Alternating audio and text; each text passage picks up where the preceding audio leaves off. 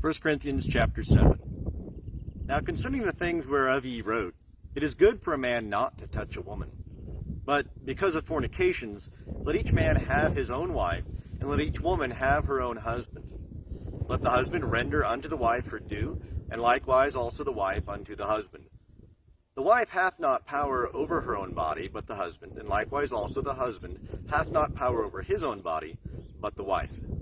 Defraud ye not one the other, except it be by consent for a season, that ye may give yourselves unto prayer, and may be together again, that Satan tempt you not because of your incontinency. But this I say by way of concession, not of commandment. Yet I would that all men were even as I myself. Howbeit each man hath his own gift from God, one after this manner, and another after that. But I say to the unmarried and to the widows, it is good for them if they abide even as I. But if they have not continency, let them marry, for it is better to marry than to burn. But unto the married I give charge, yea, not I, but the Lord, that the wife depart not from her husband. But should she depart, let her remain unmarried, or else be reconciled to her husband, and that the husband leave not his wife.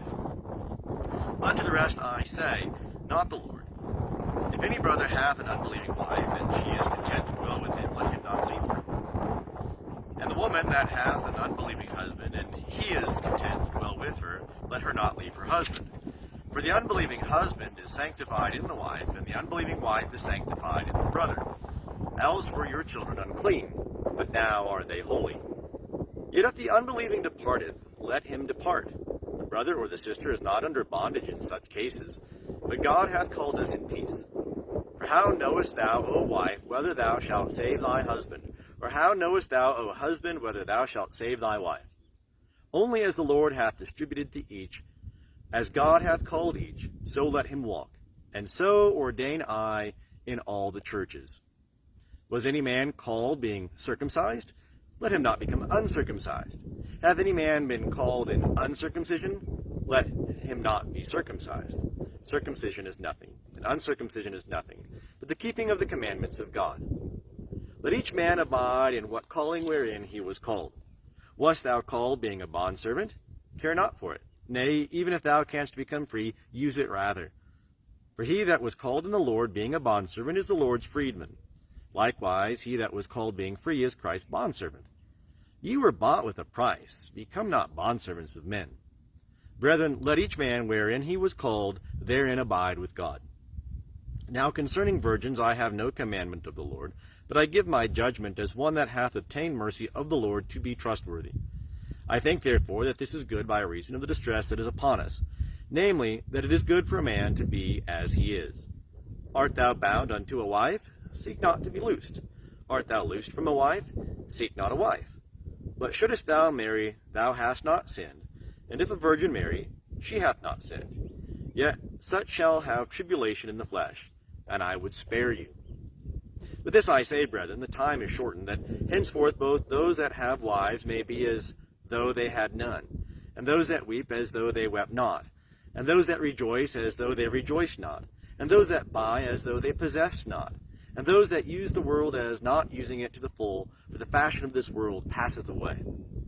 But I would have you to be free from cares.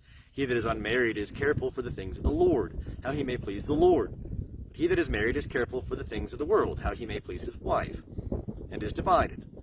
So also the woman that is unmarried, and the virgin is careful for the things of the Lord, that she may be holy both in body and in spirit. She that is married is careful for the things of the world, how she may please her husband. And this I say for your own profit, not that I may cast a snare upon you, but for that which is seemly, and that ye may attend upon the Lord without distraction. But if any man thinketh that he behaveth himself unseemly toward his virgin daughter, if she be past the flower of her age, and if need so requireth, let him do what he will. He sinneth not, let them marry. But he that standeth steadfast in his heart, having no necessity, but hath power as touching his own will, and hath determined that this in his own heart, to keep his own virgin daughter, shall do well. So then both he that giveth his own virgin daughter in marriage doeth well, and he that giveth her not in marriage shall do better. A wife is bound for so long time as her husband liveth. But if the husband be dead, she is free to be married to whom she will, only in the Lord. She is happier if she abide as she is after my judgment, and I think that I also have the Spirit of God.